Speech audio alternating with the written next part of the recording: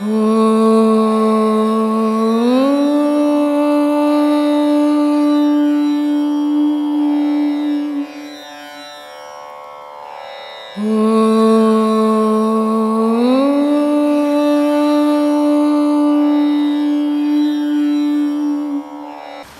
விதின்னு சில விஷயங்களை சொல்கிறோம். சரி. சில விஷயங்கள் வந்து போன ஜென்மத்தினுடைய அதோட வினைன்னு சொல்கிறோம். சரி. இப்போலாம் விஷயம்லாம் சொல்கிறோம். சரி. ஒவ்வொருத்தருடைய அவங்கவுங்களுடைய தெய்வ பக்திக்கு ஏற்ற மாதிரியும் இல்லை அவங்களுடைய ஜாதக பிரகாரம் சரி இதுதான் நிர்ணயிக்கப்பட்ட விஷயம்னு சொல்லி ஃபாலோ பண்ணும்போது சரி இந்த பரிகாரம்னு சொல்கிற ஒரு விஷயம் இருக்கு இல்லையா, சரி அந்த பரிகாரம்னு சொல்கிற விஷயம் அது கடவுளால் நிர்ணயிக்கப்பட்ட விஷயமா சரி இல்லை வந்து கடவுளுடைய தூதர்கள்னு சொல்லக்கூடியவர்களால் நிர்ணயிக்கப்பட்ட விஷயமா இல்லை ஜோதிடர்கள் அவங்கள மாதிரி யாராவது நிர்ணயிக்கப்பட்ட விஷயமா? ஏன்னா கடவுளுக்கு தூதர்கள்னு யாருமே கிடையாது. கடவுளே தான் இருக்கிறார். கடவுளுக்கு ஒரு தூதரே கிடையாது. நான் ஏற்கனவே ஒரு வீடியோவில் கூட சொல்லியிருக்கேன். உங்களுக்கு பேர், உங்களுக்குள்ளே இருக்கிற பொருளுக்கு பேர் ஆண்டவன். இந்த உலகத்தை ஆள்றவனுக்கு பேர் இறைவன் அப்படின்னு சொல்லியிருக்கிறார். அந்த இறைவனுடைய இயக்கம்தான் உங்களுக்குள்ள ஆன்மாவாக இருந்து உங்களை இயக்குது. இந்த பரிகாரங்கள் அப்படின்றது பயத்தை போக்குறதுக்காக செய்யப்பட்டதை தவிர நிஜமே கிடையாது. எந்த பரிகாரத்தாலையும் எதுவுமே தீர்க்கவே முடியாது. பரிகாரத்தால் ஒரு காரியத்தை சாதிக்க முடியும்னா இந்த உலகத்தில் எல்லா காரியத்தையும் சாதிச்சிருக்க முடியும். ஆனால் பரிகாரத்தால் எந்த காரியமும் சாதித்தவன் எவனுமே கிடையாது. இதுக்கும் இந்த பரிகாரத்துக்கும் மகான்களுக்கும் சம்பந்தமே கிடையாது. இந்த பரிகாரத்துக்கும் மாந்திரிகவாதிகளுக்கு தான் சம்பந்தம். அதனால தான் மகான்கள்லாம் பௌர்ணமியை கொண்டாடுவான், மாந்திரிகவாதிலாம் அமாவாசையை கொண்டாடுவான். ஏன்னா இருளுன்றதே துக்கம் சம்மந்தப்பட்டது, ஒளின்றது ஆனந்த சம்பந்தப்பட்டது. அதனால் இந்த பரிகாரத்துக்கும் அதுக்கும் சம்பந்தமே கிடையாது. ஆனால் இப்போ நம்ம ஒரு 10 பேர் ஒரே இடத்துல இருக்கிறோம். 10 பேரையும் ஒரு தாய் ஒரு தகப்பன் தான் புணர்வு பண்ணி ஒவ்வொரு தாய்க்கும் 10 பேருக்கும் 10 தாய் 10 தகப்பன் அப்படி தான் பிறந்திருக்கிறோம். ஆனால் உங்களுடைய தாய் பாருங்கள், உங்களை நல்லா அழகாக சகப்பாக உங்களை ஒரு எண்ணம் இல்லாமல் பெற்றுட்டாங்க. ஆனால் அவருடைய தாய் பாருங்கள், அவர் கண்ணு இல்லை, அவருக்கு பாவம், அவருக்கு சரியாக பேச்சு வரல, அப்படி ஒரு தாய் பெற்றுட்டாங்க அவங்கள. சரி, இவருக்கு கால் இல்லை, இவரால் நடக்கவே முடியல, எதையும் சம்பாரித்து சாப்பிடக்கூடிய ஆற்றல் இல்லை. அதே இப்படி இருக்குது. இது எப்படி யார் பண்ணது? இது தாய் இப்படி ஓனன்னு பெற்றாங்களா? இவங்க தாய் அப்படி ஓனன்னு பெற்றாங்களா? இல்லை உங்கள் தாய் மட்டும் அழகாக வேணும்னு பெற்றாங்களா? இல்லை, நிர்ணயிக்கப்பட்டது. ஒவ்வொரு மனிதனுக்கும் நிர்ணயிக்கப்பட்டது. ஒரு ஊர் இருக்குது, எல்லாரும் பணக்காரனாக வாழணும் ஆசை இருக்குது. ஆனால் யாராலையுமே வாழ முடியல, ஒரு சிலராக மட்டும் வாழ முடியுது. இது நிர்ணயிக்கப்பட்டது. எப்படி?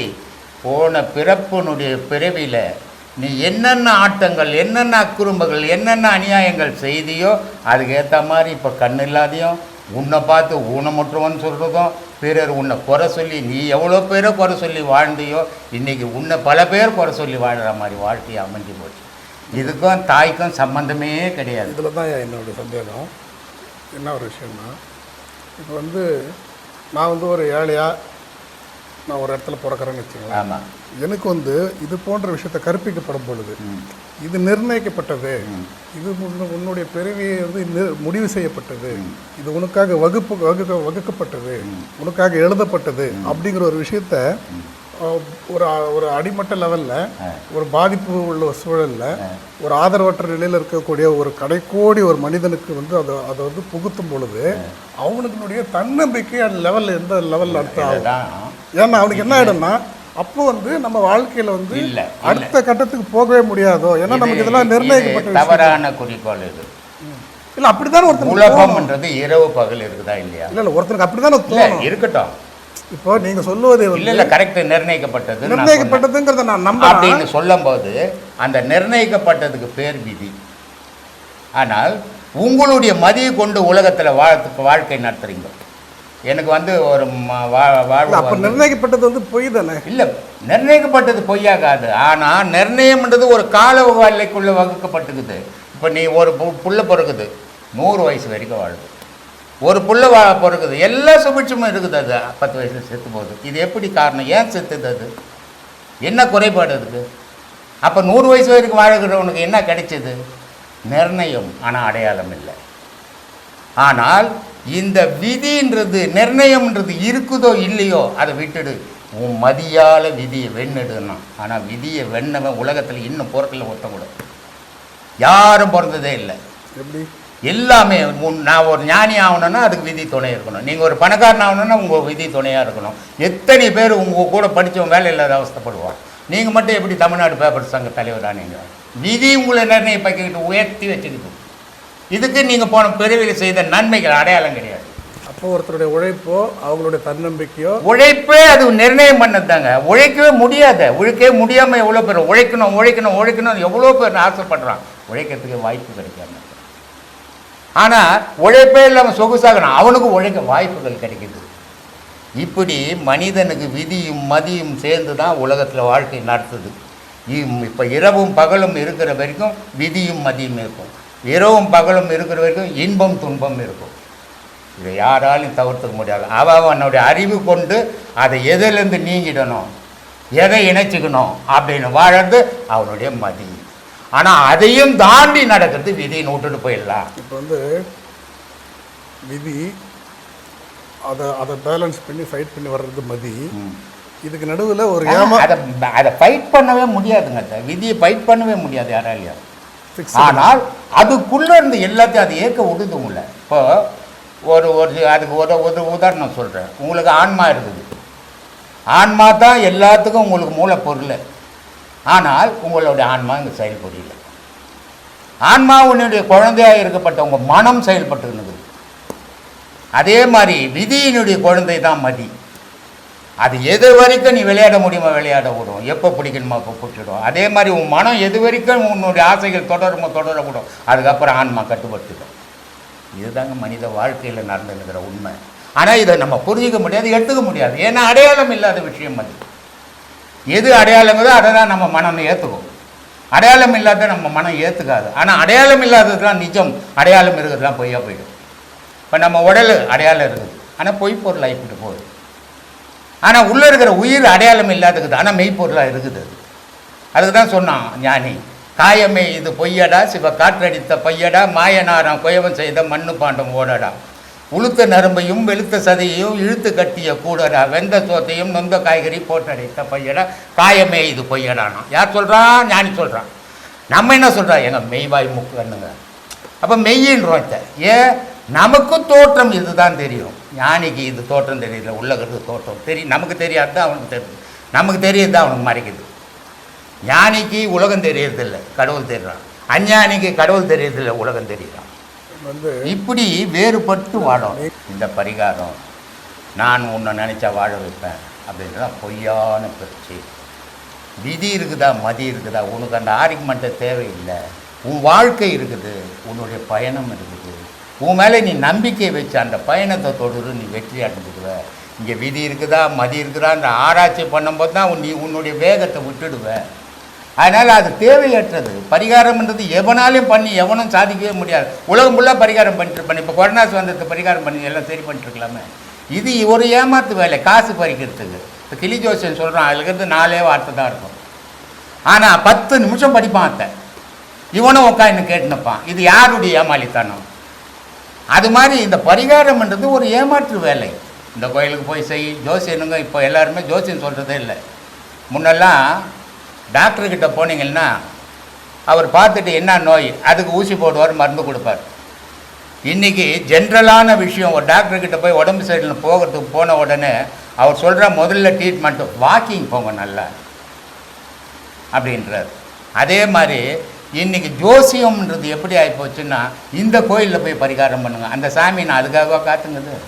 மனுஷன் செய்து வச்ச சிலடா அது இல்லையா? அதனால தானே சிவவாக்கியர் ரொம்ப அழகாக சொன்னார், நட்டக்கல்லை சுற்றியே 4 புஷ்பம் சாத்தியே சுற்றி வந்து முணுமுணுக்கும் மந்திரம் ஏதடா, நட்டக்கல்லும் பேசுமோ நாதன் உள்ளு இருக்கையில் கடவுள் உள்ளகிறடா, அதுக்கிட்ட போய் கும்பிட்டு கிடக்குறியாடான்னா. அதில் தான் காயமே இது பொய்யடா காற்று எடுத்து. அதனால் சொன்னான். அதனால் சுட்ட சட்டி கறி சுவை அறியுமோனா, இதை இவ்வளவும் சொன்னவன் சுட்ட சட்டி கறி சுவை அறியுமோ. அது என்ன சுட்ட சட்டி கறி சுவை அறியுமோ, சுடாத சட்டி கறி சுவை அறியுமோ அப்படின்னா, சுட்டு கொசவன் வந்து சூளையை போட்டு வேக வச்சு சட்டியில் தண்ணி ஊற்றினா தண்ணி அப்படியே இருக்கும்.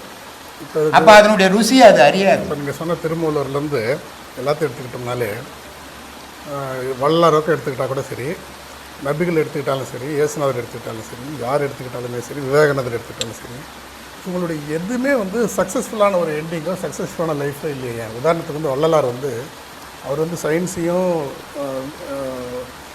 டிவோஷன் எல்லாத்தையுமே ஒருங்கிணைத்து ஒரு புதுமையான முறையில் வந்து பஞ்சத்தை தீர்த்தார், மழை வர வச்சார். அவரை மாதிரி ஒரு அறிஞரோ அவரை மாதிரி ஒரு பொதுநல நோக்கத்துள்ளவரோ இந்த உலகத்தில் யாரையுமே நம்ம பார்க்க முடியாது.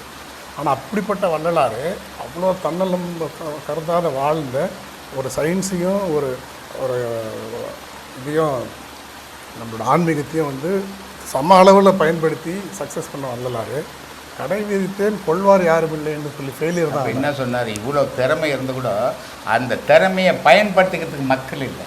இல்லை, அது யாருடைய தப்பு? மக்களுடைய தப்புங்க, மக்களுடைய தப்பு தான். மக்கள் ஏன்னா அங்கே தான் நான் என்ன சொல்கிறேன்னா, உன்னுடைய பிறப்பு இதுதான், உன்னுடைய வாழ்க்கை முறை இவ்வளோதான். உனக்கு கண் இருக்கிறதும் காது இருக்கிறதும் உங்க அம்மா விருப்பத்தில் பெறாத ஒரு விஷயம், இது வந்து நிர்ணயிக்கப்பட்ட விஷயம் தான் சொல்லும் பொழுது, இதே போன்ற ஒரு கடவுள் ஸ்தானத்திலிருந்து சொல்லக்கூடிய ஒரு வள்ளலாருடைய தத்துவங்களை அவரால் படைக்கப்பட்ட மனிதன் வந்து அதை அனுபவிக்க தெரியல, அது ஏற்றுக்க தெரியல, அது மாதிரி வாழ தெரியல. யாருடைய அவரால் படைக்கப்படலை, அங்கே தான் நம்ம தப்பு பண்ணுறோம். அவரால் படைக்கப்படலை, அவரே படைக்கப்பட்டவர் தான். இல்லை, அவரே படைக்கப்பட்டவர் தான். ஆனால் அவரால் யாரும் படைக்கப்படலை. அவர் என்ன சொல்ல வர்றாரு, ஒவ்வொரு மகானும் ஒவ்வொரு காலகட்டத்திலும் இந்த உலக மக்கள் எப்படி இருக்கணும்னு அவங்க சொல்கிறாங்க.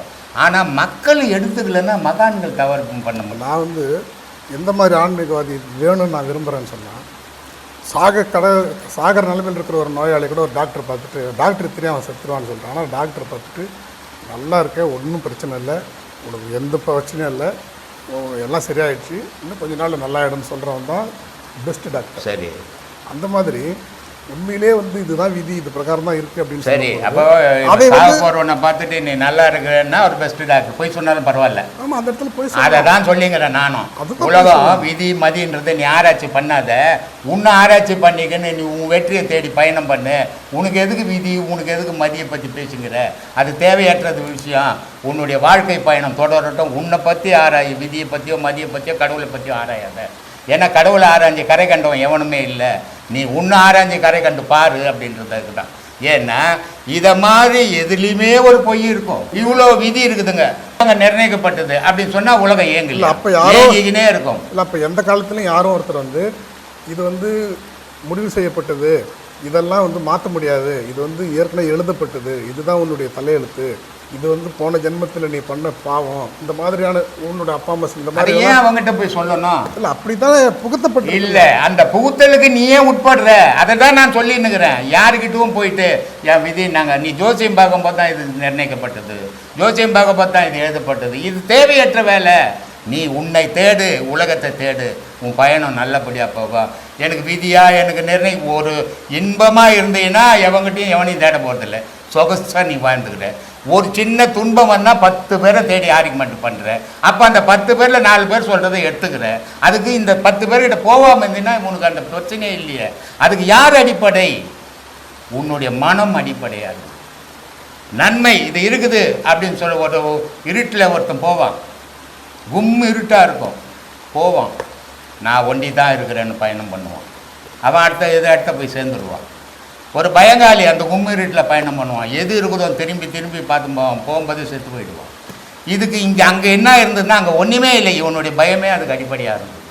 அது மாதிரி மனிதனுடைய வாழ்க்கையில் நான் பிறந்தையா, நான் வாழ்வையா, என்னால் முடியா அப்படின்ற நம்பிக்கை ஓணுன்றேன். அந்த நம்பிக்கை விட்டு நீ ஏன் ஜோசிக்காரங்கிட்ட போகிற, நீ ஏன் பரிகாரம் பண்ண போகிற? அது உன்னுடைய தவறு தான். அவன் வீடு தேடி வந்தானா? வரல. காரணம் உன் பயம். நீ தைரியமா உன்னை தேடு, இறைவனை தேடாதன்ற நான் எந்த கிளாஸ்லையும் சொல்கிறேன். கடவுள் என்ற பொருள் அட்ரஸ் கொடுத்துக்குதா? அப்போ பரிகாரங்கிறதே கிடையாது, தேவையில்லைங்க. அது ஓகே. இன்னொரு விஷயம் ரொம்ப அழகாக இருக்குது நீங்கள் சொன்னீங்க. அதே மாதிரி இன்னொன்று, இப்போ அன்பே கடவுள்னு சொல்கிறோம். சரி. அதுக்கப்புறம் வந்து அன்பின் திருவுருவம்னு சொல்கிறோம். அது எந்த கடவுள் எடுத்துக்கிட்டாலும் சரி. ஆமாண்ணா, நான் கடவுள்னு சொல்கிறேன். சரி. அது எந்த இதில் எடுத்துக்கிட்டாலும். இப்போ நான் ஒரு மனிதன், நான் வந்து பர்கர் சாப்பிட்றேன், மாமிசம் இல்லாமல் கூட நான் வந்து மற்ற காய்கறிகள் சாப்பிடுவேன், நான் அப்படி வாழ முடியும். சரி. அப்போ வந்து இதே நான் காட்டில் இருக்கக்கூடிய ஒரு புலி, எனக்காக படைக்கப்பட்ட உணவு என்னன்னு பார்த்தீங்கன்னா இன்னொரு உயிர் தான். நான் போயிட்டு பிஸ்கட் சாப்பிட முடியாது, நான் புலியாக பிறந்தேன், நான் போயிட்டு பழம் சாப்பிட முடியாது, புல்லு தின்ன முடியாது. அப்போ புலியான எனக்கு இந்த உலகத்தில் இயற்கையாகவே படைக்கப்பட்ட, உருவாக்கப்பட்ட, ஒதுக்கப்பட்டிருக்கிற உணவுங்கிறது என்கிட்டருந்து பலியாகக்கூடிய நலிந்த ஒரு உயிர் தான். அது நிறையா இருக்கலாம், முயலாக இருக்கலாம். அப்போது என்னுடைய சந்தேகம் என்னன்னு சொன்னால், ஒரு உயிருக்கு இன்னொரு உயிரை உணவாக படைத்த இந்த கட்டமைப்பை, அந்த கட்டமைப்பு இயற்கைன்னு எடுத்துக்கிட்டாலும் சரி, கடவுள்னு எடுத்துக்கிட்டாலும் சரி, அது எப்படி வேணாலும் எடுத்துக்கலாம், எப்படி எடுத்துக்கிட்டாலும் சரி, இல்லை கடவுள்னே நம்ம எடுத்துக்கிட்டாலும் கூட, ஒரு உயிருக்கு இன்னொரு உயிரை ஆகாரமாக படைத்தவரை எப்படி கருணையே உருவானவர்ன்றதை நம்ம எடுத்துக்க முடியும். இல்லை, இதுதான் நம்ம கொஞ்சம் சிந்திச்சு பார்க்கணும். இப்போ காட்டில் புலி இருக்குது, அதுக்கு மனம் இல்லை, உயிர் இருக்குது. ஆனால் உங்களுக்கு மனம் இருக்குது. காட்டில் எந்த புள்ளியாவது ஒரு வீடு ஒன்று கட்டின்னு, மாடி வீடு கட்டின்னு வாழுதா? அவசியம் இல்லை. அவசியம் இல்லை. ஆனால் உங்களுக்கு அவசியம். நீங்கள் தெருவில் படுக்க முடியுமா? படுக்க முடியாது. ஒரு நாய் பார்த்தீங்கன்னா ரோட்டில் இருட்டில் படுத்தும் கிடக்கும், ஒரு பயமும் இல்லை அது. ஆனால் நீங்கள் ஒரு மனுஷன் தானே, 6 அறிவு மனுஷன் தான், ரோட்டில் படுத்துருங்க பார்க்கல ராத்திரியில், எது வருமோ, எது கடிக்குமோ, எது கொள்ளுமோன்னு யோசிப்பீங்க. அப்போது மனம்ன்ற ஒரு சிந்தனை உங்களாண்டுக்குது, அதுக்கிட்ட இல்லை. எது கிடைக்குதோ அது சாப்பிட்டு போயின்னே இருக்குது. அதே நேரத்தில் அந்த புலி சிங்கம் சோறாக்கி வச்சா போடும், எனக்கு கொஞ்சம் சாப்பிடாது, நெல் பொரியை சாப்பிடாது. அது மனிதனுக்குன்னு வகுத்து வைச்ச சில தானியங்கள் இருக்குது. இது நம்ம வாய் ருசிக்கு இதை சாப்பிடு, இது சாப்பிடாதுன்னு சொல்கிறது நமக்கு உரிமை கிடையாது. நம்ம சாப்பிட்றவங்க சாப்பிட்டோம், சாப்பிடாதவங்க போட்டோம். ஆனால் தானியங்கள் மனித வகை, மனம் உள்ளவன், பிற உயிரை துன்புறுத்தக்கூடாது. சரி, உயிரை துன்பப்படுத்தக்கூடாது, புடலகா ஒன்று வாங்கிட்டு வர உயிர் இல்லையா? இந்த கேள்வியெல்லாம் வரும், கேட்பீங்க. சொர்க்கா வாங்கின்னு வரீங்க, கேட்கலையான்னு. சரி, எல்லாமே உயிர் இருக்க பொருள் தான். பழையாளர் கூட சொன்னார், வாடிய பயிரை கண்ட போதெல்லாம் வாடினேன்னாரு.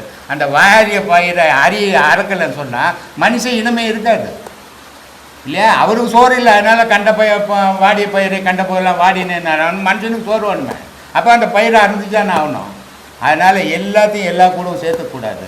இப்போ ஒரு உடலங்காய் இருக்குது, உங்கள் தோட்டத்தில் தொங்குது, அது நீங்கள் போய் அதை அறுத்துக்கலாம், ஐயோ என்னை அறுக்காதுன்னு அது குதிக்குமா உங்ககிட்ட? ஆனால் உங்கள் வீட்டில் ஒரு நாய்க்குட்டி வளர்த்திங்கன்னா என்ன பண்ணும்? குதிக்கும். அப்போது அதனுடைய உயிரினுடைய உணர்வை உங்களால் அறிய முடியுது. இதனுடைய உயிருக்கு இருக்குது, ஆனால் அதனுடைய உணர்வை உங்களால் அறிய முடியல. அதனால் இந்த உயிர் இல்லாத பொருட்கள் இதுன்னுட்டு நீங்கள் கீரை, புளியங்காய், அது இது எல்லாத்தையும் சாப்பிடுங்க. அது உயிர் உள்ள பொருளை அது சாப்பிட்டுக்குது. அதனால் அதுக்கு பேர் மிருகம். நீங்கள் இதை ஒதுக்குறதால உங்களுக்கு பேர் மனுஷன். எல்லாரும் சமரசமாக இருக்கணும், எல்லாரும் ஒன்றா இருக்கணும் அப்படின்றது அவருடைய மனத்தினுடைய ஆதங்கம்.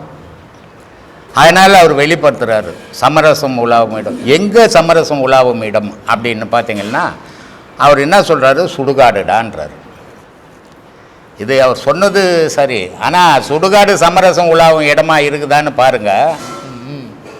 காலனிக்காரனுக்கு ஒரு சுடுகாடு வச்சுக்கிறான், ஊருக்காரனுக்கு ஒரு சுடுகாடு வச்சுருக்கிறான், கிறிஸ்தவனுக்கு ஒரு சுடுகாடு வச்சுக்கிறான், முஸ்லீமுக்கு ஒரு சுடுகாடு வச்சுக்கிறான். எங்கே சமரசம்? எங்கே இருக்குது சமரசம்? மரணத்துக்கு பின்னாடி கூட அவனுக்கு சமரசம் கிடைக்கல. வாழும்போது சமரசம் கிடைக்காது, இருந்துட்டு போட்டோம். ஆனால் செத்த பிறகு கூட சமரசம் இல்லை, அந்த போனத்துக்கு கூட சமரசம் இல்லை, அங்கே கூட சகஜமாக சேர்ந்துக்கிற வாய்ப்பாடு இல்லை. இப்போ லேட்டஸ்ட்டாக கொரோனா வந்தது. கொரோனாவில் ஒரு டாக்டர் இறந்துட்டார், அம்ஜிகாட்லேருந்தோ எங்கேருந்து.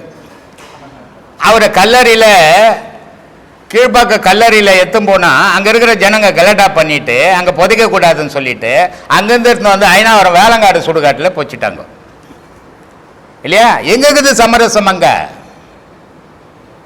பாயில் இருக்குது சமரசம், செயலில் இல்லை சமரசம்.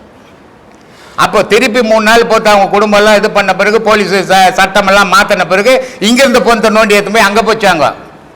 சுடுகாடு தானேடா, எங்கே போச்சான்னா மண்ணு துண்ண போகிற உடலுக்கு, கல்லறையில் போச்சான்னா கடற்கரையில் போச்சான்னா எல்லாம் ஒன்று தானே. இல்லை, மனுஷங்கிட்ட சமரசம்னு வாயில் இருக்குது, செயலில் இல்லை. சமரசம்னா பிரம்மசூத்திர குழுவில் இருக்குது. இங்கே ஜாதி கிடையாது, மதம் கிடையாது, இனம் கிடையாது, குலம் கிடையாது, கோத்திரம் கிடையாது, மனுஷன் மட்டும்தான். இங்கே ஜாதி பேதத்துக்கு இடமே கிடையாது, பணக்காரன் ஏழைன்றதுக்கு இடமே கிடையாது. இதுதான் சமரசம் உலாவும் இடம்.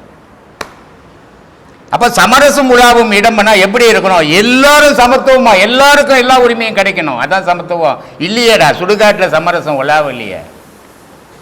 எங்கே அது சமரசம் உலாவும் இடமா இருக்கும்? சொல்லுங்க, நீங்களே சொல்லுங்க. பாடினது நீங்கள் தான், நீங்கள் சொன்னீங்களா தான் எனக்கும் தெரியும். எனக்கு பாட இந்த விளக்கம் உங்கள்கிட்ட கேட்கறதுக்கு தான் பாடினேன் நான். ஏன்னா ஆதியிலேருந்து இன்னைக்கு வரைக்கும் மனிதன் வேற்றுமையிலே வாழ்ந்து நிற்கிறானே தவிர சமரசத்தில் வாழலை. சமரசத்தில் மனிதன் வாழ்ந்தான்னா வேற்றுமைன்றதே இல்லாமல் போயிருக்கும், ஏற்றத்தாழ்வே இல்லாமல் போயிருக்கும், ஜாதி போராட்டமே இல்லாமல் போயிருக்கும், மத பரிகாரமே இல்லாமல் போயிருக்கும். ஆனால் அந்த சமரசம் இல்லை. வாயில் பேசுங்கிறோம் சமரசத்தை பற்றி. இப்போ வாயில் இருக்குது சமரசம், செயலில் இல்லை சமரசம். ஆனால் பிரம்மசூத்திர குழுவில் சமரசம் இருக்குது. குருவும் சீடனும் உட்காந்து ஒன்றா சாப்பிட்ற இடம் இது. குருவும் ஒரு பிச்சைக்காரனும் உட்காந்து ஒன்றா சாப்பிட்ற இடம் இது. குருவும் என்னை விட உயர்ந்தும் உட்காந்து சாப்பிட்ற இடம் இது. அப்போ சமரசம்ன்றது எப்படிப்பட்டதாக இருக்க வேண்டும்? எல்லோரும் ஒன்றுன்னு நினைக்கிறவனுக்கு தான் சமரசம். வேற்றுமையை நினைக்கிறவனுக்கு சமரசத்தை பற்றி பேசுறதுல வாய்ப்பில்லை. செயலில் வந்தீங்கன்னா சமரசவாதி, பேச்சில் அது மாதிரிலாம் அவங்க விரும்பி எழுதி பாடினாங்க. மக்கள் ஏற்றுக்கலையே, இல்லையே. அது மாதிரி நம்ம என்ன பண்ண முடியும்? நம்மளை மாற்றிட முடியும்? நம்மளை சட்டம் நம்மக்கிட்ட வாக்குது. சட்டம் தனது கடமையை செய்யும். பேப்பர், சட்டம்ன்றது ஒரு பேப்பர். அது ஊடாக போகுமா? போகாது. மனுஷன் அதை பயன்படுத்துறதுக்கு எப்படி பயன்படுத்தணும் அது மாதிரி அது செயல்படும். சட்டம் தனது கடமையை வேலை செய்யாது, மனுஷன் தான் தன்னுடைய வேலையை செய்வான். அதனால் அப்படிப்பட்ட உலகத்தில் வாழ்ந்துக்கின்னு நம்ம சமரசம் எதிர்பார்க்க முடியாது. ஏதோ இது மாதிரி இடத்துலையாவது சமரசமாக இருந்துட்டு பிரிவுமே, கண்டிப்பாக இல்லையா? அதுக்காக தான் இதை நடத்துகிறோம். இந்த உலகத்துல எல்லாருக்கும் இறைவன் படி அளந்து வச்சிருக்கிறான். ஆனா மனுஷன் மட்டும்தான் எனக்கு வேணும்னு சேர்த்து வைக்கிறான். இன்னைக்கு எனக்கு 1/2 கிலோ அரிசி இருந்தா போதும், நான் கடையில போய் 1/2 கிலோ அரிசி வாங்கி சமைச்சு போட்டு போற காலம் இல்லை. இன்னைக்கு 1/2 கிலோ வேணும், ஆனா நான் 1 மூட்டை தான் வாங்கிட்டு வருவேன். ஏன்னா இந்த மாசம் ஃபுல்லா தள்ளணும். அப்ப மனுஷன் ஒருத்தன் தான் தன்னோட அடுத்தடுத்த தேவைகளை நோக்கி போவான். ஆனா இங்கே ஆன்மீகம் அப்படி என்ன தேவைகளை சுருக்கும். இன்னைக்கு எனக்கு சாப்பாடு கிடைச்சிச்சா, ஓகே, முடிஞ்சு போச்சு. 3 வேளை சாப்பிட்டு இப்ப 1 வேளை சாப்பிட்டாவே போதும் இருக்குது, சந்தோஷம் அப்படின்னு தன்னோட உடல் தேவை போச்சு. மனத்தேவை என்ன இருக்குது? கற்பனைகளோட ஒரு வாழ்க்கை வாழ்ந்து பாரு. அதெல்லாம் வாழ்க்கை இல்லை ராஜா அப்படின்னு நம்ம மனசை அப்படியே சுரண்டி எடுத்துட்டார் ஐயா. இப்ப அது வெறும் வெத்து பேப்பர் ஆகி போச்சு. ஃபர்ஸ்ட் கலர் கலரா எழுதி இருந்தோம். இப்ப நம்ம போட்டுக்கிற துணி மாதிரி அங்க ஒண்ணுமே காணும். இன்னும் கொஞ்ச நாள்ல நம்மள பேர் சொல்லி கூட்டா கூட திரும்பி பார்க்க மாட்டோம், அதையும் மறந்துடுவோம். ஆனால் அதுதான் உண்மையான நோக்கி ஆன்மீகம். அப்போ நாம எங்க போய் கரெக்டா போயினுக்கிறோமா, சரியா போய் தப்பா போயினுக்கிறோமான்னு சந்தேகமே வேண்டாம். இந்த நிலையெல்லாம் நம்ம அனுபவிக்கிறோம் சொன்னால் நாம சரியான வழியில தான் போயிட்டே இருக்கிறோம். அதை தொடர்ந்து பயணம் பண்ணுவோம், சந்தேகமே நமக்கு வேண்டாம். சரிங்களா? ஏன்னா இறைவனை நெருங்க நெருங்க துன்பம் வரும்னு ஐயா சொல்லியிருக்காரு. அப்ப இறைவனை நெருங்க துன்பம் வரும்னு நம்ம பயந்து இறைவனை விட்டு விலகி போயிட்டா யமன் வந்துருவானே. ஒரு வீட்டுல ஒருத்தனுக்கு தான் இடங்குது. அந்த இடம் இறைவன் வாழக்கூடிய இடமா இருக்கணுமா இல்ல யம தர்மம் வாழக்கூடிய இடமா இருக்கணும்னு நாம முடிவு பண்ணோம். இறைவன் அங்க உட்கார வைக்க வேண்டிய இடத்துல அவனை உட்கார வைக்க விடாத பண்ணிட்டோம் சொன்னால் இறைவனை நீ வருந்தி வருந்தி அழைச்சாதான் வருவான், கண்ணீர் மல்கி கரைஞ்சாதான் வருவான். ஒருத்தனை நீ கூப்பிடவே வேணாம், அவனே வந்துருவான். நாம வருந்தி கூட வேண்டிய அவசியமே இல்லை. நாம மறந்தால் கூட நான் உனக்கு இருக்கிறேன் ராஜா அப்படின்னு ஞாபகப்படுத்துவான். எப்படி ஞாபகப்படுத்துவான்? கருப்பா அந்த முறை வெளுப்பாக்குவான். குழந்தையா பிறக்கும்போது நான் வெள்ளையா பிறக்கல, இந்த முடியெல்லாம் கரு கரு கரு கரு இருந்தது. ஒருத்தன் உள்ள உக்காந்துக்கின்னு உனக்கு கொடுத்த கால் சீட்லாம் முடிய போகுது, உனக்கு இவ்வளவு நாள் கால் சீட் கொடுத்துக்கிறேன், இந்த படம் முடிய போகுது, சீக்கிரம் உன் படத்தை முடிச்சுக்கன்னு கருப்பா இருக்கிற முடிய முதல்ல வெளுப்பாக்குறான். அதுவும் அந்த வெளுப்பா இருக்கிற முடி கூட பாருங்க, காதோரம் தான் முதல்ல நரைக்கும், மற்ற இடம்லாம் அப்புறம் தான் நரைக்கும். முதல்ல காதுக்கு பக்கத்துல இருக்கிற மொழி தான் முதல்ல நரைக்கும். ஏன் சாமி எல்லா இடத்துல முடியுது, அது என்ன காதோரம் மட்டும் நரைச்ச முடி கதை முடிவை காட்டுதுன்னு ஒருத்தர் எழுதுறாரு. அது என்னதான் காரணம்னா, எல்லாருக்கும் ஞானம்ன்றது இயற்கையிலே வராது. சரி, இயற்கையிலேயே வரல, ஆனா எனக்கு வேண்டியது அந்த ஞானம் தான். அப்போ நான் தெரு தெருவா போய் காடு மேடெல்லாம் போய் திரிஞ்சா அந்த ஞானம் வந்துருமானா? அப்படி கூட வராது. ஆனா ஒரு ஞானத்தை கொண்டு வந்து சேர்க்கக்கூடிய கருவின்னு ஒண்ணு இறைவன் படிச்சிருக்கிறான். 5 கருவி ஞானேந்திரிகள் சொன்னால் கூட அதுல ஒண்ணு இம்பார்ட்டன்ட். கண்ணு தெரியாம கூட ஒரு மனுஷன் வாழ்ந்துட முடியும். நல்லது எது, கெட்டது எது, இரவு எது, பகல் எது கூட தெரியாம வாழ்ந்துடலாம். ஆனா காது கேட்காம போச்சுன்னு சொன்னால் அந்த மனுஷனுக்கு நல்ல விஷயங்கள் எதுவுமே உள்ள போய் சேராது. அப்போ இந்த ஞானம்ன்றது நமக்குள்ள போய் பதிவாகக்கூடிய ஒரு வழி எதுன்னு சொன்னால் இந்த காது தான். அப்போ நான் அந்த வாழ்க்கையை வாழாம போயிட்டா அந்த காதாடியே முதல்ல இறைவன் என்ன பண்ண கை வைக்கிறான். இவ்வளவு காலம் யார் பேச்செல்லாம் கேட்டிருந்த அந்த வாழ்க்கை உனக்கு உதவாது, இப்போவாவது வாழ்க்கையை மாத்திக்கோ. ஞானத்தை இந்த காதால உள்ள வாங்கி டெபாசிட் பண்ணு. அது இன்னைக்கு இல்லைனாலும் ஒரு நாள் உன்னை வந்து காப்பாத்தும்பா. அதனால அந்த காதுல இவ்வளவு நாள் எதை வாங்கலையோ அங்கேயே உன்னை நரைக்க வைக்கிறேன். சீக்கிரமா உணர்ந்துக்கோ, நமக்கும் வயசாகுது, நம்மளும் போக வேண்டிய நாள் வந்துடுச்சு. அப்ப போக வேண்டிய நாள் வந்துடுச்சுன்னு தெரியாதனால தானே மனுஷன் ஆடுவான். இல்ல நெருங்கிச்சு பக்கத்திலே வந்துடுச்சுன்னு சொன்னா மனுஷனால ஆட முடியுமா? யாராலையும் ஆட முடியாது. யாராலையும் அடுத்தவங்களுக்கு தீங்கே செய்ய முடியாது. நாளைக்கு நான் சாவ போறேன்னா இன்னைக்கு போய் யாருக்காவது தீங்கு செய்வேனா? இல்லையே. நான் 1000 வருஷம் வாழ்வேன்னு நினைக்கிறதால தானே இன்னொரு சொத்தை போய் தேடுறேன். அடுத்தவங்க என்ன ஆனாலும் பரவாயில்ல நான் நினைக்கிறதுக்கு காரணமே நான் என்னவோ இங்க என்னவோ பட்டா எழுதின்னு வந்த மாதிரி 1000 வருஷம் இங்க வாழ்வேன்னு அக்ரிமெண்ட் போட்டு வந்த மாதிரி நினைப்பு இருக்கிறதுனால தான் நான் அடுத்தவங்களுக்கு தீங்கு செய்கிறேன். ஆனால் என்னுடைய காலம் தூங்கி எழுந்துக்குவனான்னு நிச்சயம் இல்லாத ஒரு வாழ்க்கை மனிதனுடைய வாழ்க்கை. மற்ற உயிரினத்து கூட ஓரளவுக்கு தெரியும். தன்னோட முடிவு காலம் வந்ததுன்னா அந்த முடிவை நோக்கி அந்த அந்த உயிரானது பயணப்பட்டுரும். ஒரு சிங்கமா இருந்தாலும், ஒரு நாயா இருந்தாலும், ஒரு காகமா இருந்தாலும், எதுவா இருந்தாலும் தன்னுடைய முடிவை தெரிஞ்ச உடனே அந்த இடத்த நோக்கி அது பயணம் பண்ண ஆரம்பிச்சிடும். டிஸ்கவரியில ஒரு மீன் இனத்தை காட்டுறான்.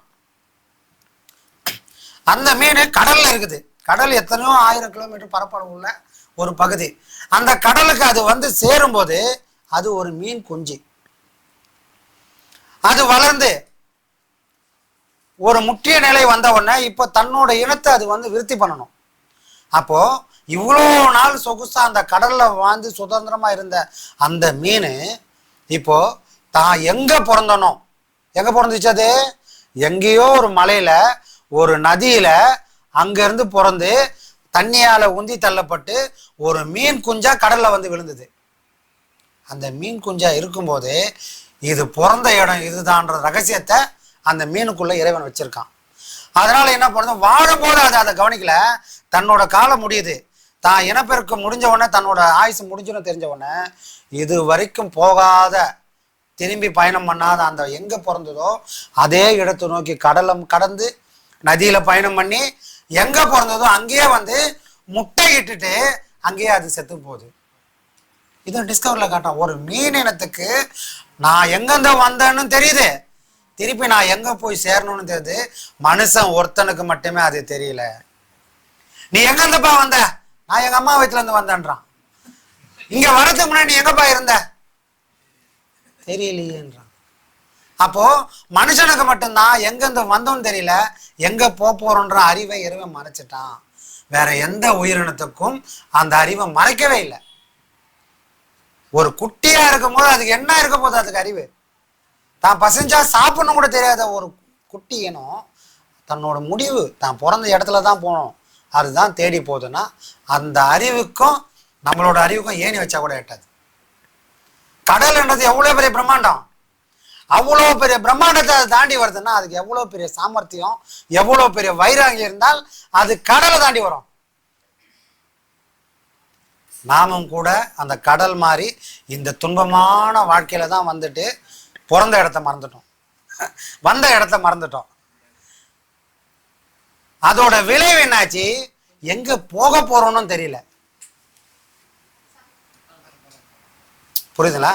அப்போ வந்த இடத்த மறந்து போனால் போகக்கூடியவங்கள எங்க போகணும்?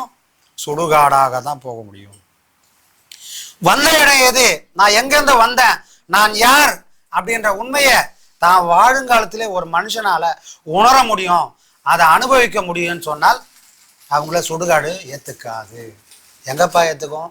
இறைவன் அவங்களுக்கு ஒரு கோயிலை கட்டிட்டு அந்த கோயிலையே உலகத்தை சுற்றி வர அளவுக்கு செஞ்சிருவான். யார? தன்னை உணர்ந்தால், தான் யாருன்றத எந்த மனுஷன் உணர்றாங்களோ அவங்கள தேடி இந்த உலகம் வரும். அப்போ நாமெல்லாம் எப்படி வாழணும்னு ஐயா ஆசைப்பட்டார்னா, எல்லாரும் மாதிரி சராசரி வாழ்க்கை வாழாம தான் யாருன்ற உண்மையை தான் வாழ்நாளுக்குள்ளே அடையணும், தெரிஞ்சுக்கணும் அப்படின்னு தான் இந்த பாடங்கள். இந்த பாடங்களையும் மீறி நம்மளோட வாழ்க்கை எப்படி இருக்கணும் அப்படின்றதையும் நம்ம ஐயா ஒரு நாளும் அந்த சொல்லுல எல்லாருக்கும் விதைச்சிக்கினே இருக்கிறார். அந்த விதை தான் இன்னைக்கு இவ்வளவு பெரிய விருட்சங்களை இங்க கொண்டு வந்து சேர்த்திருக்குது. இன்னும் ஆயிரம் விருட்சங்கள் வெளியே இருக்கு. அவர் சொன்னாரு, நான் பாறையில விதைச்சிட்டேன், முளைக்கவே இல்லை அப்படின்னு. அவர் போடும்போது என்னவோ பாறையா தான் இருந்தது. ஆனா காலம் அந்த விதையெல்லாம் எங்க கொண்டு வந்து சேர்க்கணுமோ, எந்த மண்ணுல கொண்டு வந்து சேர்க்கணுமோ அங்க கொண்டு வந்து அந்த விதையெல்லாம் இப்ப முளைச்சி இருக்குது. ஒரே பக்கமா முளைச்சிச்சு, வேற ஒண்ணும் இல்லை. அதனால அந்த தராசு வந்து ஒரு இன்பேலன்ஸ் ஆகி போச்சு. எல்லா பக்கமும் முளைச்சிருந்தா கூட இப்ப நம்ம கருத்து கேட்கிறோம், என்ன சாமி என்ன பண்ணலாம் எப்படி பண்ணலாம் போது நீங்க ஒரு கருத்தை சொல்லும் போது அதை நான் ஏத்துக்கிறேன். அதே மாதிரி பரவலாவே முளைச்சிருந்ததுன்னா எல்லாரும் சொல்லியிருப்பாங்க. ஒரு குளம் இருக்கு சாமி, அந்த குளம் சுத்தமாகணும். எப்ப சுத்தமாகணும்னு சொன்னால் மழை பெய்யணும். மழை பெஞ்சு அந்த புது தண்ணி இந்த தண்ணியில விழுந்து இந்த பழைய தண்ணி வெளியே போய் புது தண்ணி எப்போ ரொம்புதோ அப்பதான் அந்த குளம் சுத்தமாகும். நம்ம தூர்வாரினா கூட சுத்தமாகாது. புதுசா தண்ணிகள் உற்பத்தி ஆகணும், அது வர வழியை அடைக்காம பார்த்துக்கணும். அப்ப ஆட்டோமேட்டிக்கா நம்ம எந்த சிரமம் படாம இந்த அழுக்கெல்லாம் வெளியே போய் சுத்தமான தண்ணி தேங்குற மாதிரி நாம ஐயாவுக்கு வர வழியை விட்டுட்டோம். அப்ப நம்ம மனசுல இருக்கிற அழுக்கெல்லாம் வெளியே போறதுக்கான வழி அவரே பண்ணிடுறாரு. அதனாலதான் ஐயாவை மட்டும்தான் தெய்வம்னு நாம எல்லாம் சுத்தி சுத்தி சுத்தி சுத்தி வரோம். ஒரு பூவை தேனி மட்டும்தான் சுத்தம், ஈயால சுத்த முடியாது. அதுவும் ரெக்க வச்சு பறக்குது, இதுவும் ரெக்க வச்சு பறக்குதுன்னா அது சாப்பிட்ற பொருள் வேற, இது சாப்பிட்ற பொருள் வேற. ஒரு ஈக்கு தேனோட ருசி தெரியாது.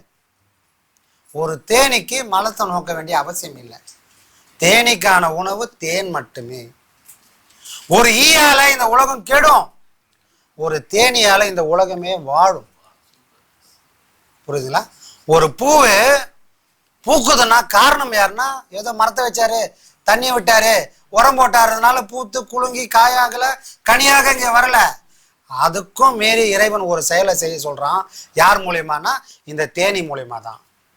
இங்க பூக்கள்ல இருக்கிற மகரந்தத்தை வேற ஒரு பூக்கள்ல போய் இது போடாமல் போனால் எல்லா செடியும் மலடி ஆயிடும், எதுவுமே கரு கொடுக்காது.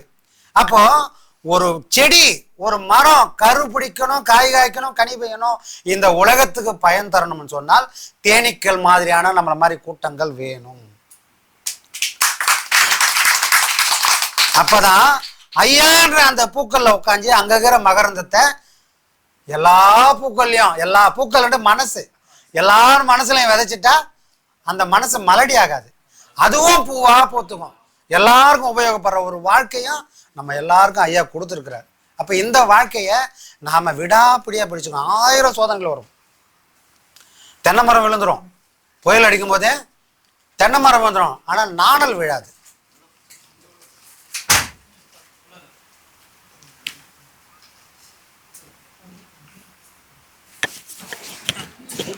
வீடியோ எடுக்கிறாங்க சார், உட்கார. அது என்ன அவ்வளோ பெரிய தென்னை மரம், பலமுள்ள தென்னை மரம் விழுது, ஆனால் நாணல் மட்டும் ஏன் விட மாட்டேன்? நாணலுக்கு வளையக்கூடிய தன்மை உண்டு, வளைஞ்சு கொடுக்கக்கூடிய தன்மை உண்டு. அப்போ வளைஞ்சு கொடுக்கக்கூடிய தன்மைக்கும் வளையாம இருக்கிற தன்மைக்கும் எதை பார்த்தா பொருத்தமா இருக்கும் அப்படின்னு சொன்னால், எனக்கு எல்லாம் வேணும், நான் வாழணும்னா எனக்கு சொத்து வேணும், சுகம் வேணும், பணம் வேணும், புள்ள வேணும், பொண்டாட்டி வேணும்னு வெறப்பா நிற்கிறது தென்னை மரத்துக்கு சமம். எனக்கு எதுவும் வேண்டாம், நீ என்னை எப்படி சாய்க்கிறியோ அப்படி சாய்வேன், ஆனா சாய்ச்சவனே நீயே நிமித்துவேன்னு நான் நம்பிக்கையோடு சாய்ஞ்சேன்னா நானும் நாணல் மாதிரி வாடுறேன். அப்ப இறைவன் ஒரு நாள் தென்றல் மாதிரி வீசி வளைஞ்சு கொடுப்பேன், ஒரு நாள் புயல் மாதிரியே அடிப்பான். வளைவேனே தவிர ஒரு நாளும் நான் சாய மாட்டேன். எந்த அளவுக்கு வளைஞ்சனோ அதே அளவுக்கு அவனே என்னை கொண்டு வந்து நிமித்தி வைப்பான். அப்போ இந்த விழுந்ததுக்கும் வாழ்ந்ததுக்கும் இடைப்பட்ட வாழ்க்கை தான் வாழ்க்கையில ஒவ்வொரு மனுஷனும் தேடக்கூடிய அனுபவம். இந்த அனுபவம் இல்லைன்னு சொன்னால் ஏன் விழுந்தனும் தெரியாது, ஏன் இப்போ நிக்கிறனும் தெரியாது. அப்ப நம்ம வாழ்க்கையிலும் புயல் காத்து அடிக்குது அப்பப்போ, நாணல் மாதிரி சாயிரமே தவிர தென்னை மரம் மாதிரி நாம சாய முடியாது, விழுந்து கிடக்கதில்ல. எவ்வளவு சாஞ்சாலும் திரும்ப வந்து நின்றுடுவோம். எந்த புள்ளியில? குருநாதர் பிரம்மஸ்ரீ நித்யானந்த சுவாமிகள் அப்படின்ற புள்ளி நம்மளை கொண்டு வந்து சேர்த்துரும். அப்ப விழுந்தது காரணம் என்ன? நமக்கு அனுபவம் கம்மியா இருக்குது. எப்ப உனக்கான இடம் இது இல்லை, உனக்கான இடம் இது இல்லை, உனக்கான இடத்தை நோக்கி நீ பயணப்படு. ஒரு நாத்து கூட சகட்டு மேனிக்கு விதைச்சிட்டு போடுவாங்க.